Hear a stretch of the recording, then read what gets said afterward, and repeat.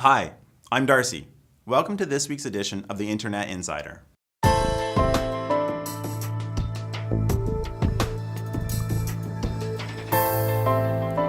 This week, we're looking at the Trans-Pacific Partnership negotiations that happened in Ottawa between July 3rd and 12th.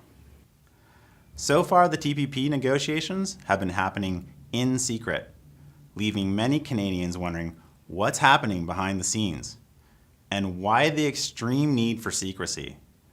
If you're like me, you're probably asking yourself, why are unelected industry lobbyists and government bureaucrats meeting behind closed doors, excluding the general public, and even elected representatives from having access to the content of negotiations? Why has Don Davies, Canada's official opposition critic in charge of trade, the guy whose job it is to hold the trade minister to account, been denied access to the negotiations and cannot even read the negotiating text?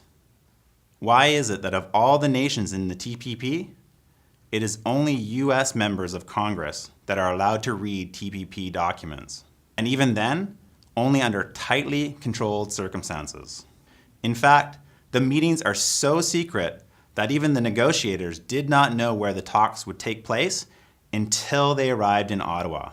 On top of the extreme secrecy, the TPP would drastically change the way we use the internet. We know from leaked documents that if the TPP deal goes through, the internet will become more censored, expensive, and policed. Planning to post a holiday video from your travels this summer? Under the TPP, you could receive a hefty fine just for playing the wrong music in the background. What if someone else in your household breaks the TPP's rules? Say your 9-year-old daughter downloads 3 One Direction songs. Under the TPP, your entire household could be kicked off the internet. Under the TPP, your computer could be seized, and you could be sent to jail for even the smallest of copyright infringements.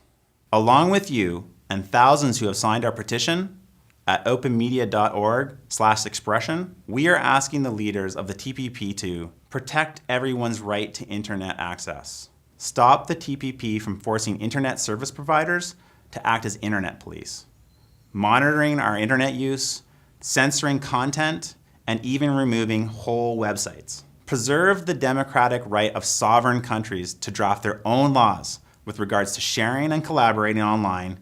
If you're concerned about the TPP and its internet censorship plan, then join us by signing the petition at openmedia.ca/expression.